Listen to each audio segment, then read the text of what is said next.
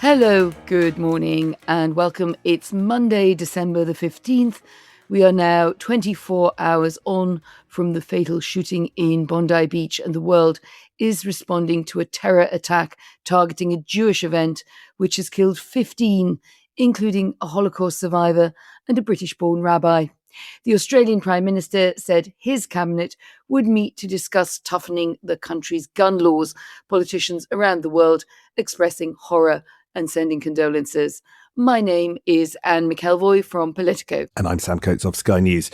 With a picture of Hanukkah candles in the window of number 10, Keir Starmer said the thoughts and prayers were with those murdered in the terrorist attack and added, "We stand in solidarity with the Jewish community." Kemi Badenoch called the scenes heartbreaking. There will be a Hanukkah event at 6:30 tonight outside Parliament to commemorate those killed in the attack. The Prime Minister will spend today dealing with new and old threats when he flies to Berlin as part of nearly a fortnight of frantic shuttle diplomacy to try to get to a breakthrough over Ukraine. Yesterday, President Zelensky held more than 5 hours of talks in Berlin with a US delegation led by Special Envoy Steve Witkoff and Jared Kushner, President Trump's son-in-law, along with national security advisors from across Europe, and separate talks with Friedrich Merz, the German Chancellor. There have been so many Ukraine talks, but it really feels like these ones are worth watching because there's been a major shift.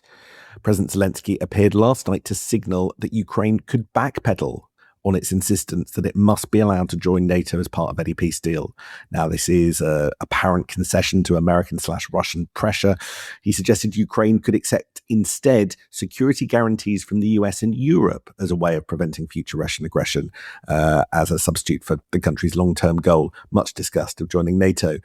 Today, the NATO Secretary General, Mark Rutte, and European Commission President Ursula von der Leyen will also be in Berlin, along with 10 other European leaders. So that would be interesting, a copy and paste of Article 5, but avoiding the full NATO membership quandary there for Ukraine. However, Yuri Yushakov, the principal foreign policy aide to Vladimir Putin, still keeping on the pressure with remarks to state television broadcast on Sunday, saying that there were unacceptable points for us, absolutely, including territorial issues. As an example, he said Russia 1,000,000%, interesting maths, won't cede control of the Crimean Peninsula it annexed in 2014.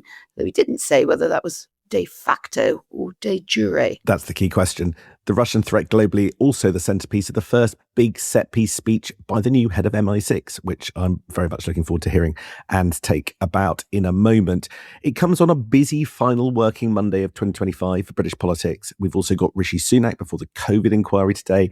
Will he concede that any of his COVID recovery schemes like furlough led to high inflation for longer? Well, before he heads to Berlin, Keir Starmer will be taking questions from MPs at the liaison committee chaired by Dame Meg Hillier. And the themes of that session will be standards in public life, something the PM may feel has gone a bit less well than he might have hoped in opposition, and the plans for change, a phrase he's used less in the second half of the year than in the first. Now, that session runs for an hour and a half from 1400, so there's plenty of time for that to get into the detail. Kemi Badenoch heading to Kent to try and get more publicity for their announcement that they'll rip up the electric vehicle rules and end the petrol car ban to save the UK car industry. That was a ban, of course, introduced by Boris Johnson and already watered down by Rishi Sunak and Keir Starmer. The noise you can hear in the background is the electronic Hoover firing up. I thought it might be your personal BMW outside. Also a retreat going on in Germany there on petrol cars as well.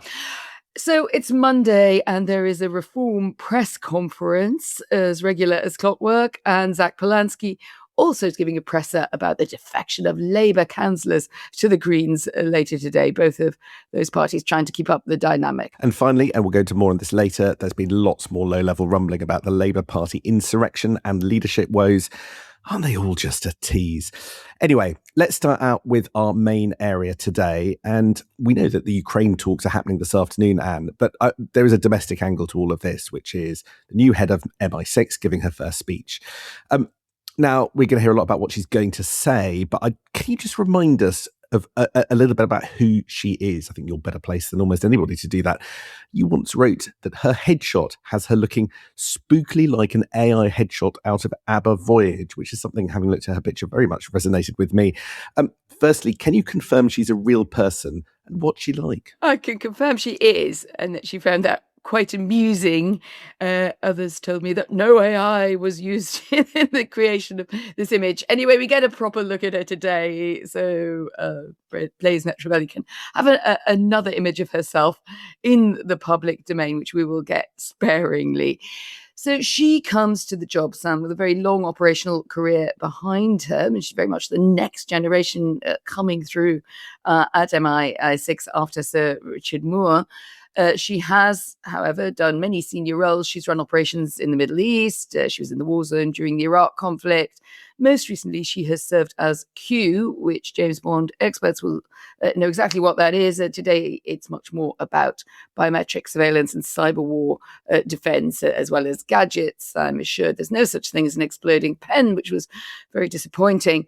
But it's that tech expertise as well as her operational side, which has helped her clinch the job. She is very personable. She is very calm, quite witty, good with people. Certainly not the kind of Q who can only really talk through gadgets. Former champion Cambridge University rower. There was internal competition for the job at the high level, so I'm told rather insistently by her allies. It was not a shoe-in. She really had to work hard to get it. She also beat someone who had experience as ambassador to China for the role. Well, that's a very 3D real-life profile for you. That's the who. Now about the what. What she's going to say today. Yes, as the news see, she gives her first speech at lunchtime. Punchy lines out this morning. She says the front line is everywhere in a new age of uncertainty. She's also underlining, Sam, the power of human agency in tackling threats to UK security. That's partly, I think, a big effort across government to get more of a whole society buy-in to confronting this threat, principally from Russia. We might come on to others in just a moment.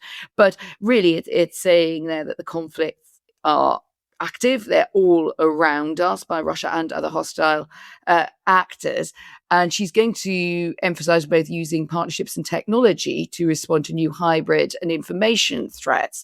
But I think there's also an underlying sense that you rightly pick up on why she's talking about humans and human intelligence being so important. I think there's always been a bit of a worry that if MI6, and particularly with its expertise of gathering human in the field and analysing it, etc., back here, that if that got simply replaced by technology and by surveillance techniques, what happens then?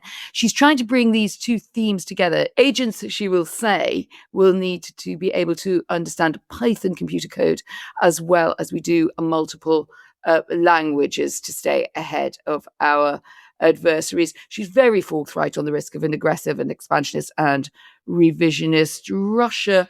So far from the comments, there's rather less on China, and given what we know about the to and fro inside government about how we should shape our language around China, it'll be interesting what she says when she takes to the stump a bit later. That's fascinating, and threats everywhere, it seems. I just want to pick up on that because I always presume that speeches by the head of MI6 can't really have any foreign policy substance of significance, right? That is the job for politicians. And the idea that they deviate from the Foreign Office line seems an anathema to me. Indeed, the press release about this speech was sent out by the FCDO. So I've always slightly cynically seen speeches by people like Blaise as opportunities to amp up threats bluntly, with the Treasury as the target. The head of MI6 never stands up and said, look, it's okay. I know what's necessary. I can deliver 5% of administration savings right now. It's all great. It's always, a little bit by other bits of our military establishment. Threats are dire with the subtext of give me more money. Listening to you outline all the various points, is that unfair? I think you're right in the internal financial politics of this. You're not going to get a new head of MI6 stand up and say, guys, we're just fine with the funding, don't worry about it. So yes, there is an element of that. Richard Moore's leaving speech, he explicitly thanked the Prime Minister and senior politicians in the room, cross-party, very obviously and clearly cross-party references for their patience with spending rises within the service. But the argument was clear. It was to confront rising new threats and the cost of investment in technology, which has been a bit of a sticking point. And I am sure you've got your finger on the pain point that is really where the Treasury has maybe been asking difficult questions behind the scenes. The answer, I think, in part is for more money to be created through an investment fund, a long-term investment fund, to fund not just MI6, but all of our security services. They all come under one budget, which means that it's much harder to do some public scrutiny on that. So there is this new entity called the National Security Strategy Investment Fund, which operates in the shadows, but is aiming to give a lot more financial firepower over years, but by investing strategically. It's already had a large uplift, about 330 million across the services to cope with the new threats in recent years. And it's intended to cut through those sort of procurement processes, which defense and security people complain about all the time. So yeah, you're right. It's not give us more money. It's probably just allow us to keep having more from the money that you can get from this. Allow us to keep more of it. Don't worry, we'll spend it wisely. Is the message? Forgive me. I love to see the receipts and keep a track on these things, but there's a limit to how much we're ever allowed to see. Shall we just switch subjects in the last few minutes of this podcast, because there's something that our listeners will want to hear a sort of proper decent update to. Look, it's the travails of Keir Starmer's leadership and kind of where we are as we head to the end of the year. Where Streeting seems to keep dropping hints about, his worries about the direction of leadership, but he's himself in a pickle with the British Medical Association, and quite how that all plays out in the next couple of weeks will be pretty key, I suspect, to whatever happens next. There are all those Andy Burnham rumours in the Sunday papers. Really, I felt that they built on what we played you last week, which was that teasing interview to ITV, where he seemed to imply if the call came, he'd be back in Westminster. Well, rumours of maybe a seat, maybe not. Was that possible? Is that not? That's unclear. But then there was this. Home Secretary Shabana Mahmood. She appeared on Trevor Phillips' show on Sky, and he asked her this. Do you think our country's ever going to be ready to give me a Muslim Prime Minister to interview? Well, that's not a thing I can predict for the future. But what I can tell you is you have a Muslim Home Secretary in front of you that you've just been interviewing, and I think that shows the art of the possible in this country. As I said before, and they're all such a tease. But I've got one big thing for you this morning, which I'm very interested in your view on. I can reveal that there are now fears amongst some allies of Keir Starmer that he could lose control of the NEC within the next 9 months. Allies have identified 2 danger points, one this week and one after the May elections and running into next autumn. Let me explain. The first danger point is this Wednesday, and that's when we discover if a hard left candidate is going to take over the usually more moderate union Unison. Christina McAney, General Secretary, is running for re-election, but her challenger is a left-winger, Andrea Egan. Now, she's already president of the union, and according to the FT, which has a very good primer on this, would turn out as low as 10%, sometimes less, in Unison's internal elections. You just cannot predict the result. But what we do know is that Egan was expelled from the Labour Party 3 years ago and has vowed to take a more openly confrontational approach towards the government if she wins. She has promised a comprehensive review of the relationship with Labour to ensure they get value for money. Why does this matter? Well, Unison controls 2 seats in the trade union division of the NEC. There are 39 members, but these votes were considered reliable anchors for the leadership's working majority in that body. And they have the ability to influence other people in the trade union section as well, and they could end up working together with Unite. So those votes go the wrong way. That could be a big toughening of the challenge in the NEC. There isn't a leadership majority by a lot. It varies a bit depending on how you see the various actors and characters in there, but that kind of thing will make a big difference.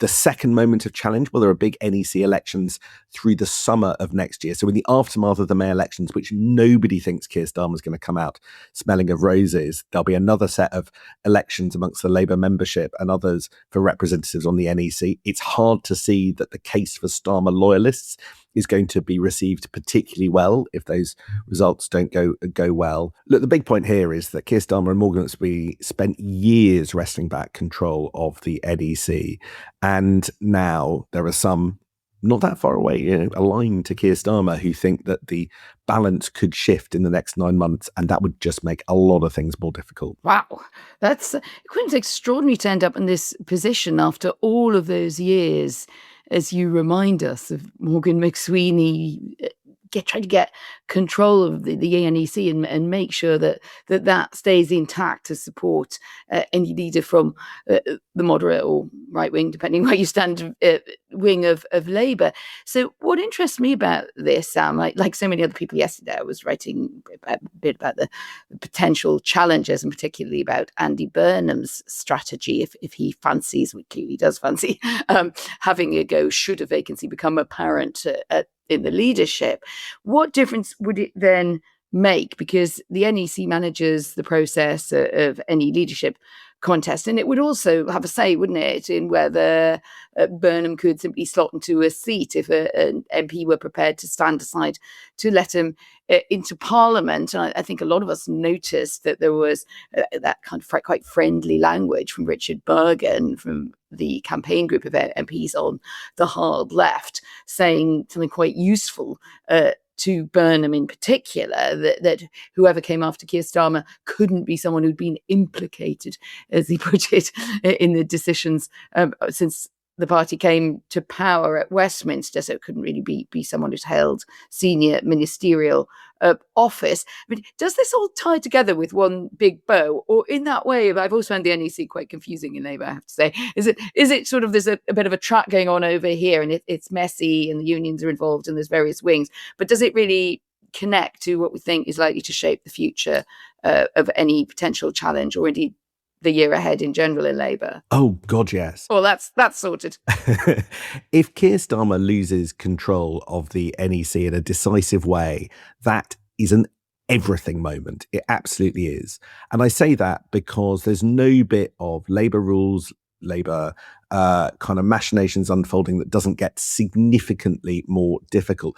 There's a reason why I suspect that the number one goal of Morgan Metreweli, probably even more than getting Keir Starmer in number 10, was probably to wrestle back control of the NEC from the left, because you lose the NEC and nothing is straightforward for the moderate or kind of, blue Labour or right factions in the Labour Party. And whether it's just the kind of rules around the leadership contest, whether it's Andy Burnham coming back into Parliament, whether it's what happens at conference on the floor, whether there are disobliging votes, whether the party's able to vote against its leader and sort of show its unhappiness, just everywhere you look, life becomes more difficult with an NEC that is not on the Prime Minister's side. So beware this outcome. Can I just throw in a question, Sam? Yeah. Why then did they come so close, or are they coming so close to losing control? If you've got the Prime Minister there, you've got Morgan Metreweli, problems and all, knows the system inside out, as do others. How could this happen? Well, look at the different votes that could be lost. First and foremost, you've got this unison vote this week. Public sector workers unhappy with the scale of the pay increases, unhappy with the state of public services, unhappy with the direction of the Labour government. And that, in microcosm, is the pattern being repeated more generally. If you are a Labour member and you are charged next summer with voting for whoever you want to represent you on the NEC, are you going to pick somebody who stands for the Prime Minister perhaps if you think they're taking the country and the party in the wrong direction, or are you going to vote for somebody who's going to hold the Prime Minister's feet to the fire, try and get him to do something different, worried that he is neither fish nor fowl, and you need something to put pressure upon him. The reasons that Keir Starmer is in danger of losing the NEC are the same reasons that he's struggling a bit in the country. If people aren't happy with him more widely amongst voters, the same is true in large sections of Labour, and this is the first opportunity that many of them will have to express their displeasure. Got it. Nailed it. And on that, I fear that we risk our own membership revolting if we go on much further than this. So that was the alarm a second ago. So that's it for Monday's Politics at 7, and busy day ahead. We'll be back tomorrow. See you tomorrow morning.